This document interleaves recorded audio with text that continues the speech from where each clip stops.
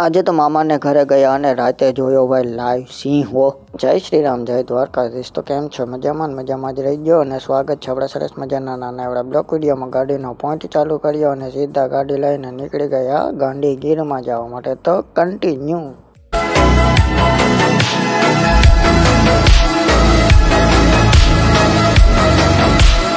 અને પછી આપણે કન્ટિન્યુ ગાડી હાંકીને સીધા પૂગી ગયા ગાંડી ગીરમાં ને ત્યાં તો આપણે પહેલાંનું મકાન જોયું. જો ભાઈ કેવા સરસ ના હતા પહેલાંના મકાન, એવું બધું હાલે ભાઈ. અને કોન્યા આવા મકાન જોયેલા છે. કેટલું જૂનું છે એ તો ખબર નથી, પણ છે એ ખબર છે. ત્યાં તો આવી ગયો મામાનો છોકરો.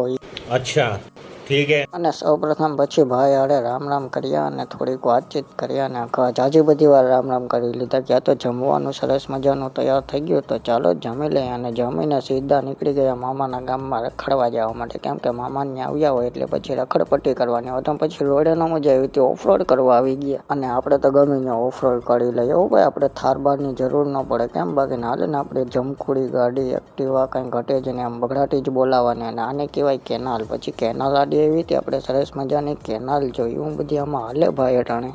અને પછી સરસ મજાના આટા મારતા હતા ને એવું કરતા હતા ને ક્યાં તો પડી ગઈ રાત. હવે તો કાલે મળીશું અને તમે જેની રાહ જોવો છો એ આપણી સ્ટોરીમાં જોઈ આવજો ને ફોલો કરેલું હશે ને દેખાશે. તો બાય બાય, જય શ્રી રામ.